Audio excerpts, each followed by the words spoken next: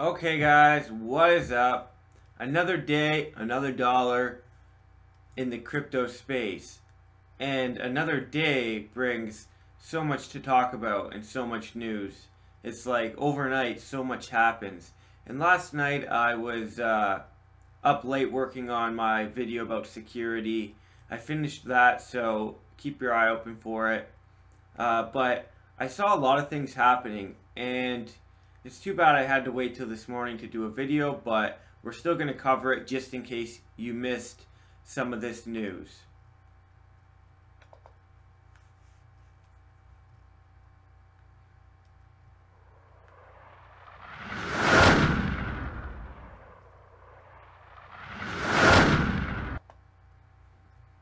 Okay, so for crypto news, we have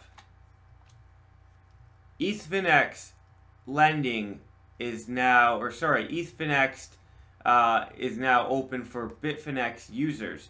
Bitfinex is one of the first exchanges I ever used. I was even on it when it had its hack. And so I've been through a lot with Bitfinex. They've, been doing a lot of things over the past 2 years since I've been with them. And now they have this ETHfinex that they're working on. And it's interesting. It's kind of like an incubator for new ideas, new tokens to be born. And I don't know much else about it at the moment, but we'll look into it a little bit with you. They're also working on a ERC20 version of Tether, because if you didn't know, Bitfinex owns and is associated with Tether. And so now that this ETHfinex platform is running, they're trying to build an ERC20 version so that it's not as centralized, and people can have, their trust or faith restored in Tether. This also could be a contingency plan because there's a lot of regulations and stuff and a lot of attention on Tether right now. Salt loans are live, so you can now get a loan on Salt. This is part of the reason why, if you're holding Salt, it went up in the past day or so.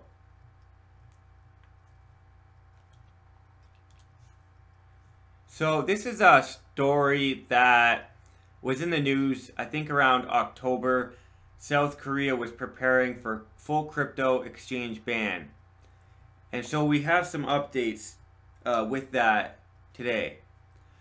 This also happened where they banned ICOs a couple months ago. So leading up to today's news, which is South Korean regulators conduct on-site inspections of Bitcoin exchanges following Ubit hack. So there's been some confusion. People may be thinking that they banned exchanges, but there's just investigations going on.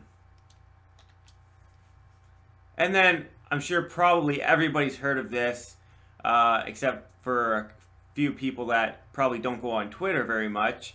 John Mcafee's Twitter account got hacked. So he's a security guru, which is ironic that his account got hacked on Twitter. He did have two-factor authentication set up, but they took control of his phone.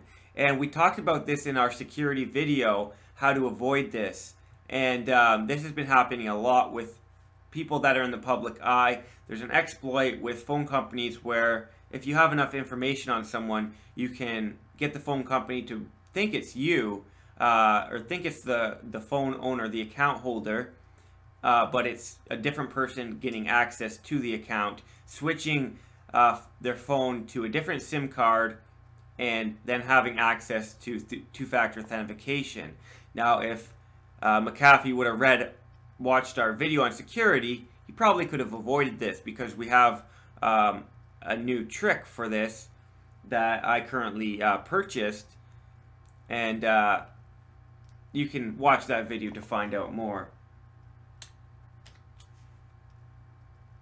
But John Mcafee's been having a lot of attention lately.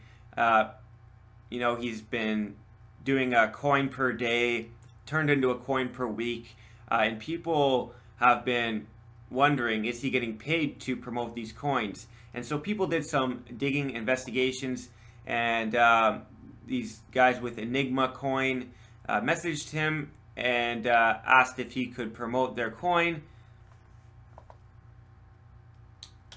Basically, he said, yes, I'll look at it, and then came back and said, yes, he'd promote it for 25 Bitcoin and 15% of the coins. So this sheds a little bit of light on, you know, what's going on here, and you know, the sincerity, the authenticity of these tweets. And then people decided to take advantage of that, and within one day after his account was compromised, they just started, you know, every couple minutes tweeting different coins of the day. So they tweeted Sia coin, they tweeted Next coin, BAT,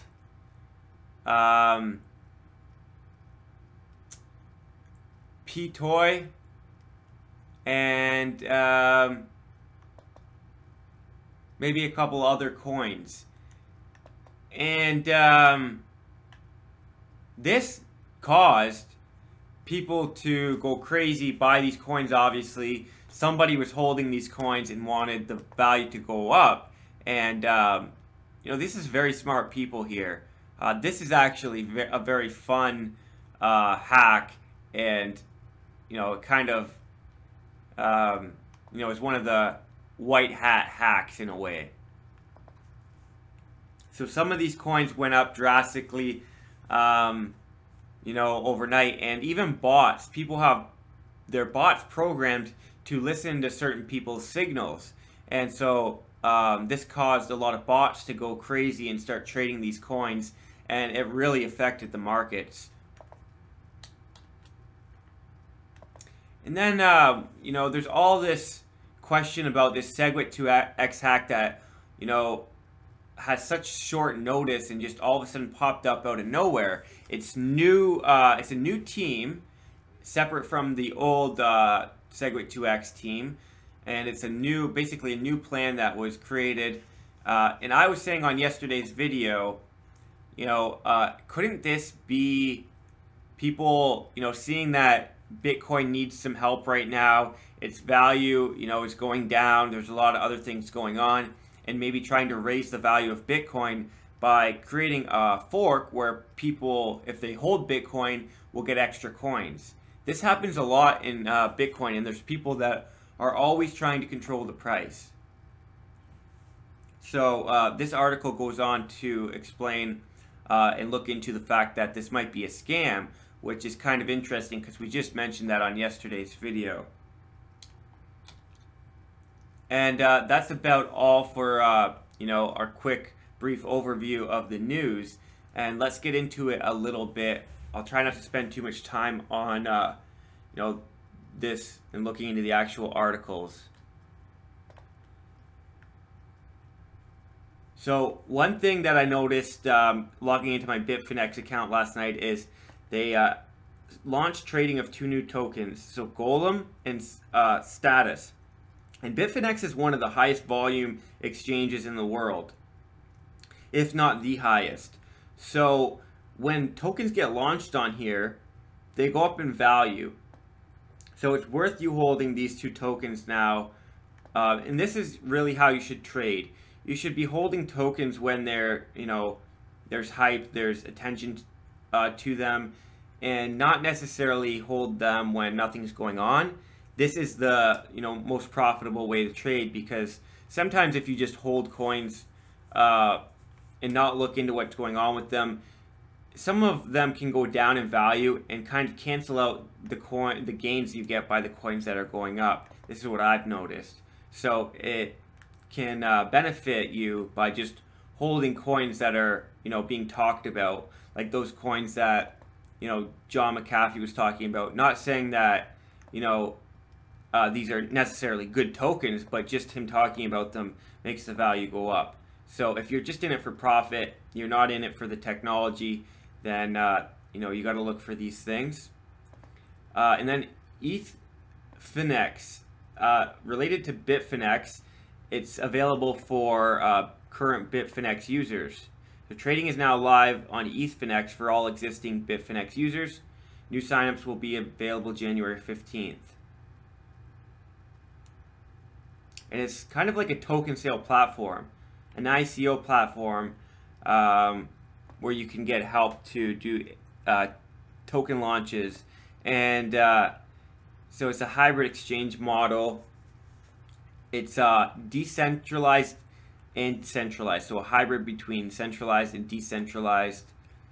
And it looks exactly like Bitfinex, the layout. So, you know, it was made, you know, in partnership or by Bitfinex.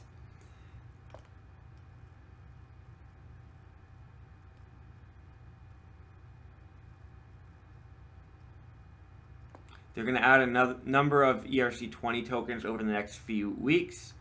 And they have launched ETH Status and Golem Project, the same tokens that Bitfinex just launched.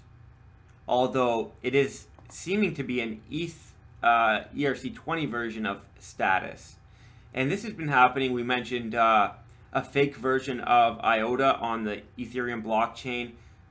And if you know about IOTA, it can't be on the blockchain, any blockchain. It's run on Tangle. So there's, you know, these ERC20 versions coming out. And now even this Bitfinex and ETHfinex are working on their own fake ERC20 token for Tether.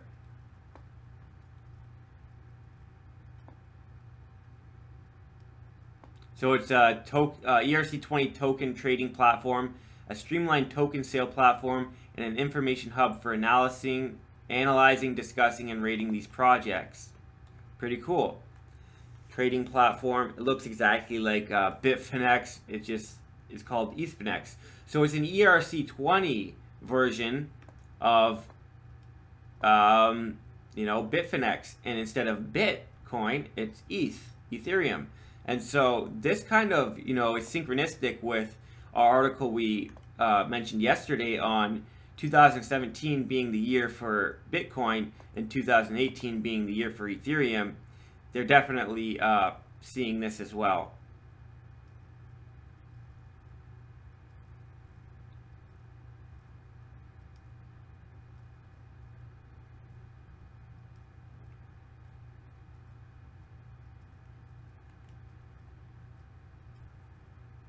Let's just see if I can find. So they're going to have this Nectar token and integrate it mostly probably to pay for things on the platform, fees and things like that, is what I'm assuming.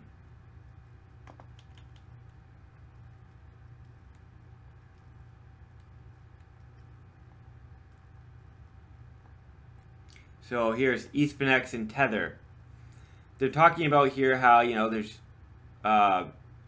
public uncertainty with Tether, current public perception and skepticism,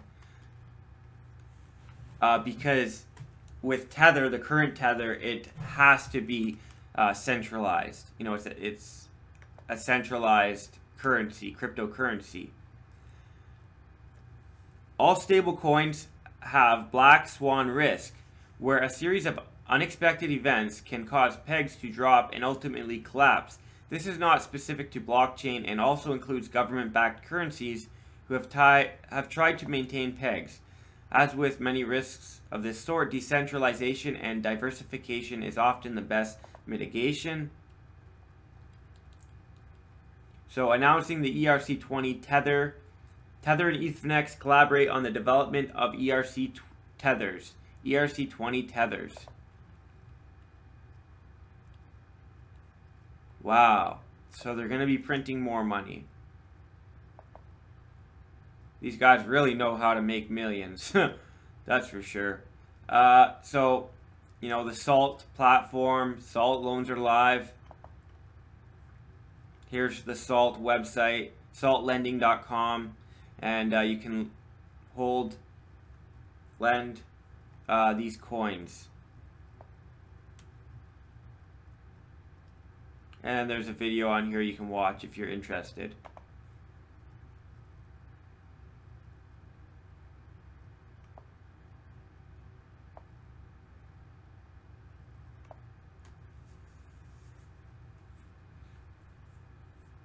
This should help the price of salt go up as well.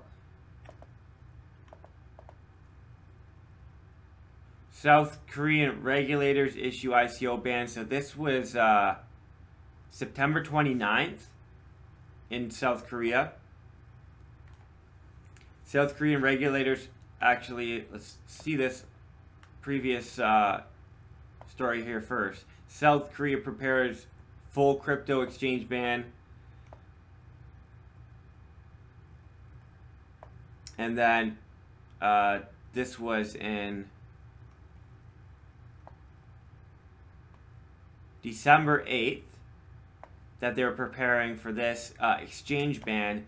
And then South Korean regulators conduct on-site inspections of Bitcoin exchanges following Ubit hack. Is this related to the fact that they're trying to ban exchanges? Is this going to help them ban exchanges?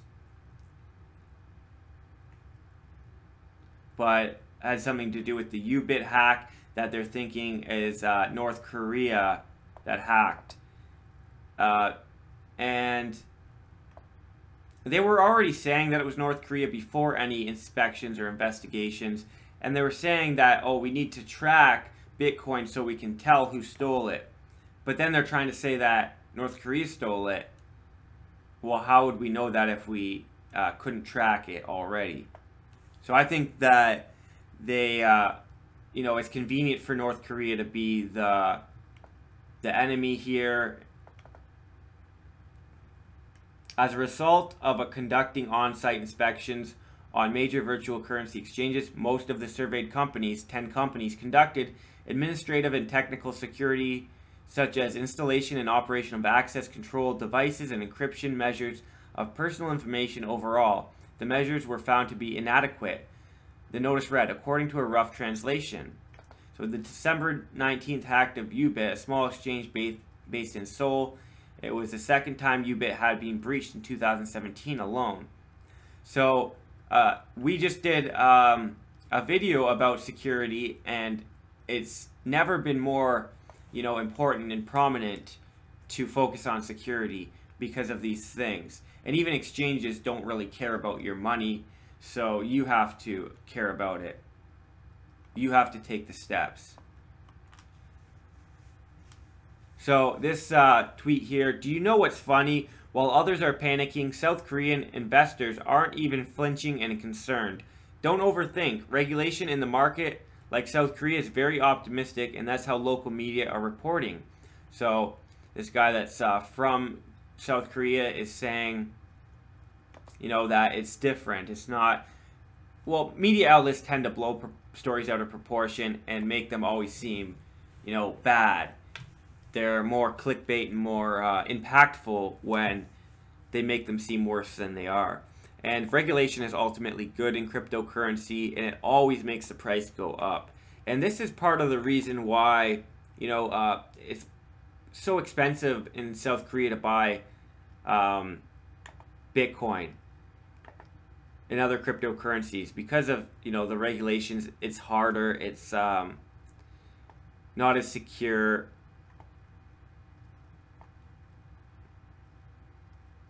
Let's look here into markets. And so BitThumb is in South Korea.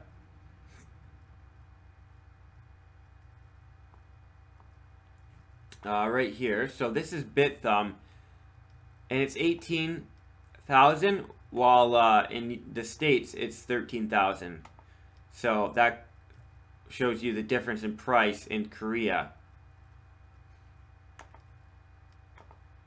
So this is the Twitter account.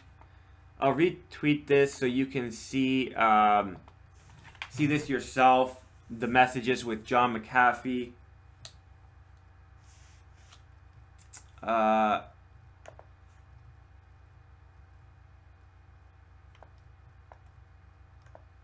So it was Enigma. John Mcafee says his Twitter account was hacked. So yes, now he's saying that it was hacked. Here, Jameson Lopp saying, is it a coincidence or did official Mcafee's hacked account just flippin' Bcash with Ripple in a single pump tweet? One tweet changed the place of on CoinMarketCap, changed Ripple from 4th place to 3rd place and Bitcoin Cash from 3rd place to 4th place. Let's see if that's still in effect. Yes, so Ripple is number 3 now. This is why it's so, this is happening so much. It could have been one of these other coins. If you were at Ripple and you wanted to pump your coin, you could have, hacked John Mcafee's account. There's a lot of money at stake here, and when you're putting people, in a race here almost, or kind of like a competition for 1st place, 2nd place, 3rd place, 4th place, people will do anything to get, that medal of being, 3rd place on CoinMarketCap. It probably has nothing to do with Ripple, but it's interesting. Someone's probably holding Ripple that wanted to do this. And look at Ripple's price, $1.42, almost $1.50. And I think that it's probably, if you're holding some Ripple, you might want to lock in this price because it could go down a bit. And a lot of these other coins that were pumped, they'll probably go down once people realize more and more what's happening. Look at, for instance, Verge, right? Look how much it's going down. People are realizing that this might have just been one of these coins that paid John Mcafee 25 Bitcoin and 15% of the coins to talk about it. And that would lower your faith in the project, lower your perception of it, because if they're giving away 15% of the coins, they can't be that good. They must not have very much faith in it if they have to do that. We're almost done here. Where are we? We're over here.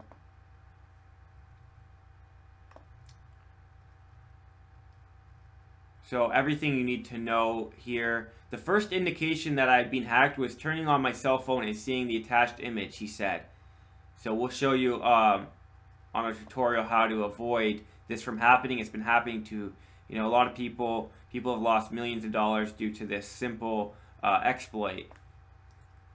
I was on a boat at the time and could not go to my carrier AT&T to have the issue corrected. Who knows? Maybe he was, collaborating with someone to do this. Who knows?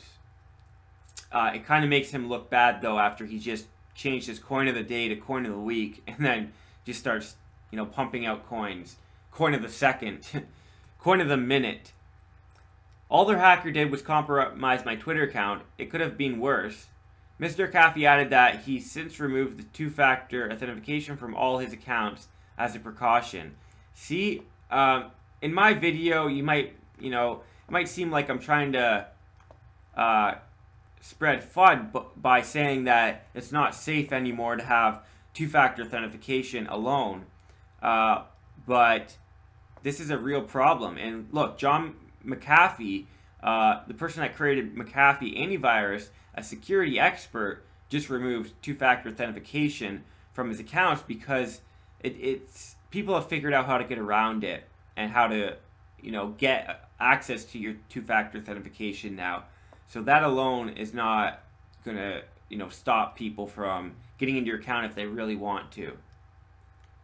Yeah, a good idea to do would probably be to call your phone company and make sure there's a couple different methods in place for you to change your phone carrier, or just let them know that you'll never call them asking to change your phone from one SIM card to another.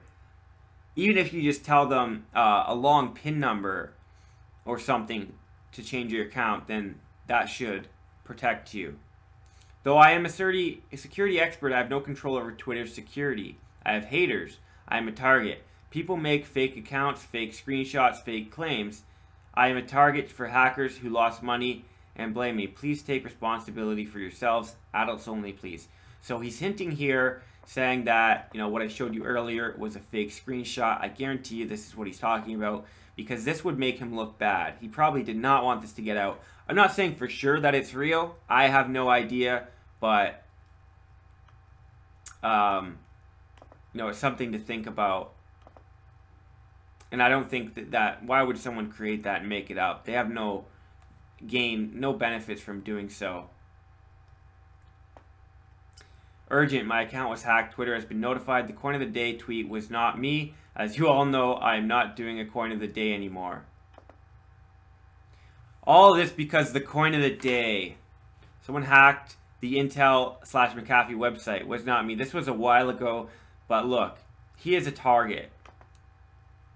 Now, Segwit2X. I'm going to go into this very briefly. Everything you need to know. So, it got canceled due to lack of consensus and some other things that was probably had something to do with politics and Bitcoin Cash. Why is Segwit2X pushed now? According to the 2X team, transaction speed and fees have reached inconceivable values. And I'm going to show you that right now, a little demonstration.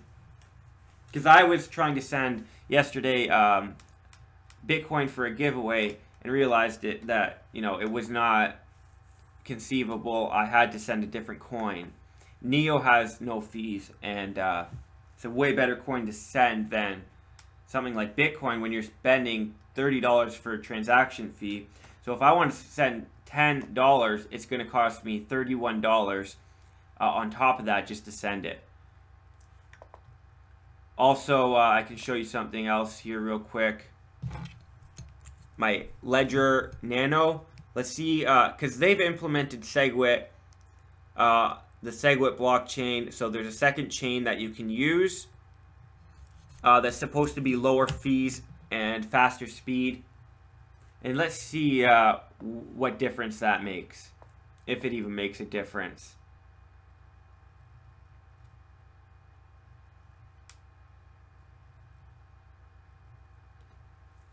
Try this again. Unplug, plug it back in.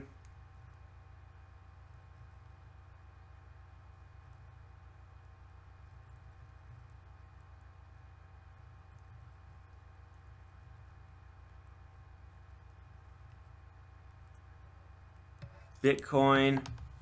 It should pop up here now. I tried doing this yesterday, so I'm like, okay, I'm gonna put some money into my Segwit chain account wallet, and this might not be the right chord, but and put some money in there just for giveaways, and then I'll use that chain for doing, you know, $10 giveaways, $20 giveaways, and I'll show you what I found it would cost on the Segwit2X chain. Just bear with me, grabbing a new cord for my Ledger wallet.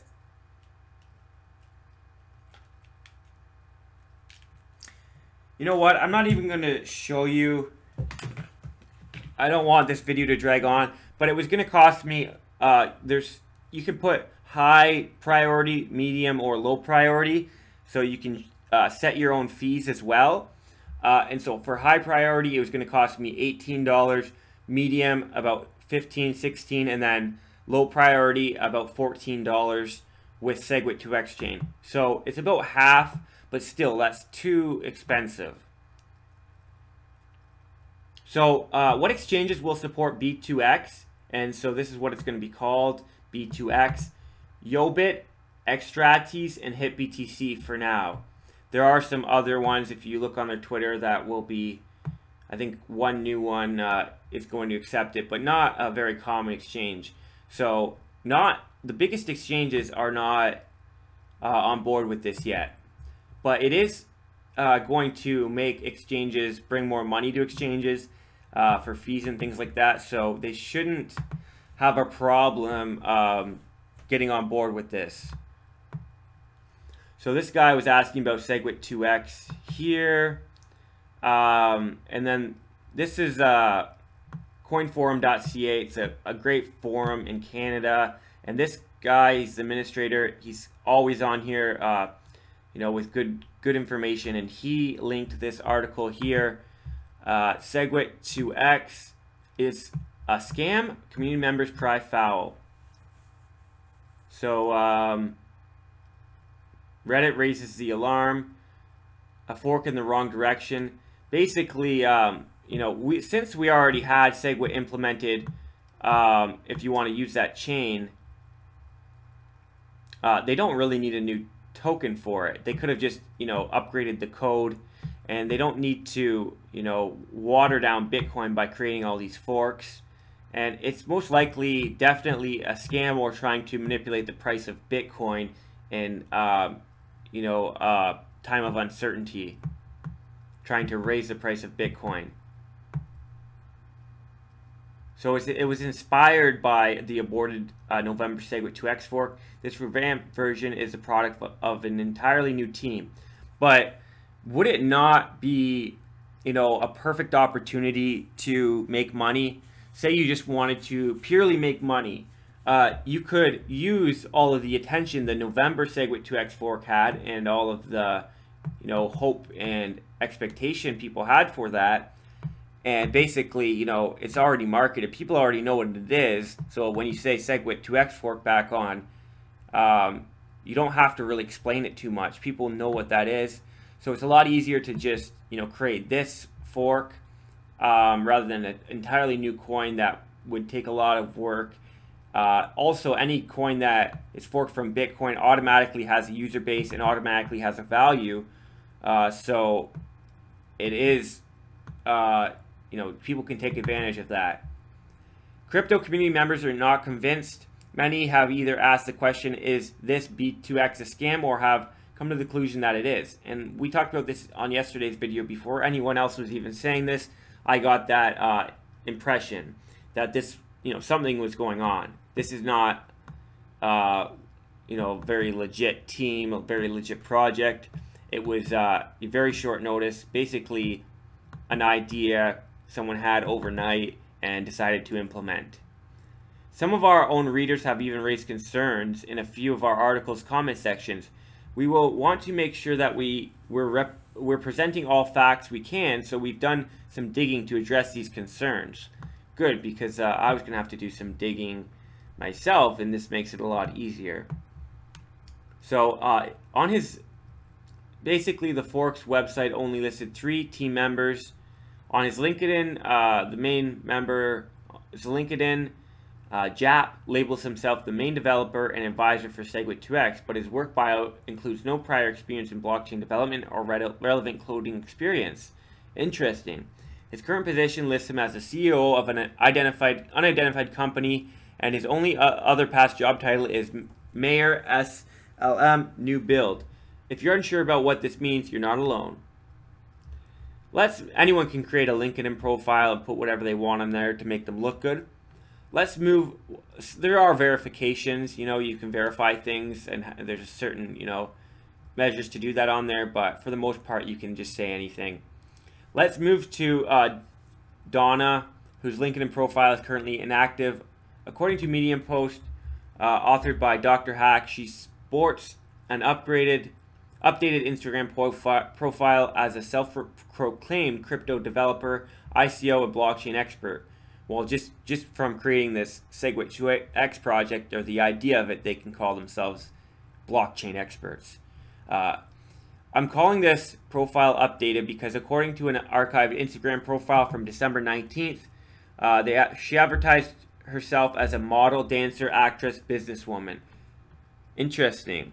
That's quite a career change to make in little over a week. Very interesting. Now we're getting a clearer picture. Then Robert, his most detailed LinkedIn, has the most detailed LinkedIn, but there's still little to show for background in coding or blockchain development. Jobs at T-Mobile and professional training is automation engineering. So 2 new team members were added in the last 24 hours, perhaps in an attempt to build credibility. So one person's lists software development experience, and another one contains extensive experience in account management. Perhaps one of the biggest red flags for B2X credibility was the inclusion of Seyram Jetty on the official team without his knowledge. Wow. Wow. And you could just create fake people, create fake artificial intelligences, create fake, artificial intelligence can create fake pictures now of people that don't exist, as well as match someone's voice. So we got to keep our eye open for this being played out in scams and ICOs where they have team members that aren't really aware that they're team members or don't exist at all. As Dr. Hack pointed out, the B2X team listed Jetty as a contributor without his permission, and he was only recently delisted from the website. When asked in a Facebook message if the Revive fork is a scam, Jetty shared his belief that it is. Wow. This is bad. This might not happen at all. I was assuming yesterday that it was just, probably an attempt to get people to buy Bitcoin, hold Bitcoin, have the price of Bitcoin rise. Look at the Bitcoin dominancy on CoinMarketCap. This is a problem. This is a cause for concern, and this right here could be the reason for the Segwit2X fork. Was my first impression. They're trying to raise this Bitcoin dominance and raise this price of Bitcoin.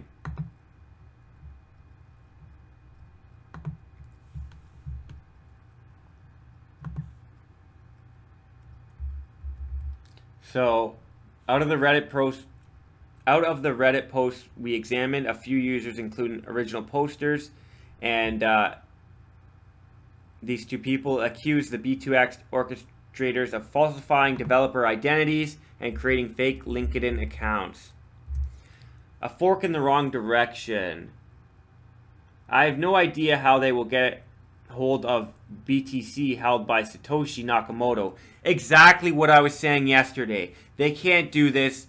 Even if they wanted to, and there was some reason, why this was wanted, by the community, this is impossible.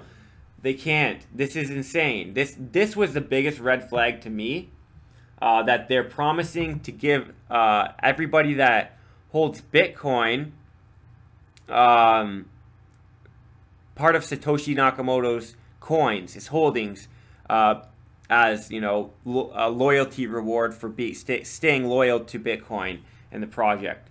This is another thing that makes me say they're trying to just get people to buy Bitcoin and saying whatever they want to raise the price of Bitcoin. That could all be all this is. It could not even be happening. Since the last one was called off, they're probably thinking, oh, we could raise the price of Bitcoin, call it off, and never actually have to pull through with any technology, software developing, and things like that.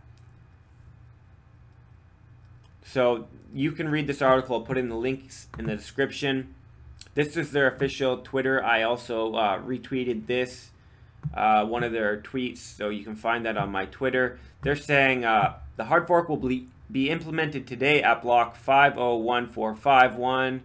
This is insane. I don't think, a lot of exchanges are going to go along with this. A lot of exchanges haven't even accepted Bitcoin Gold yet, like Poloniex. So, this project, Bitcoin Gold, is a lot more, legit looking, sounding technology-wise than this project. A lot more is known about Bitcoin Gold, and that hasn't even been fully accepted yet. So we'll see. For CoinMarketCap, obviously we see Ripple standing out. Everything's red except Ripple. Qtum, Bitconnect is up a lot today, actually, past little bit. It was down. Icon, Ardor, Rayblocks, Tether, Salt, Golem. See what I said? Salt is going to go up because the lending platform was activated. Golem's going to go up because it was launched on Bitfinex, as well as Status, which is up too. See? VeChain, Byteball Bytes are up. Rise is on the rise. And then if you look over here to recently added coins, we have Cryptopay, Bounty.OX. Naga is on here. So if you participated in that crowd sale with me, you can now find information on CoinMarketCap about Naga, and I think it's on HitBTC if you do want to sell it. We have Icon Futures here. Alf, Simple Token, United Bitcoin, Starbase, pretty interesting ICO that happened as well. Gifto, Micro Money, Super Bitcoin, BitCoinX. Look at all these Bitcoins. Hollywood Coin. Yeah, so these are the main new coins here. And that's about all for today, guys. I'm going to get out of here, and I'll catch you next time. Peace.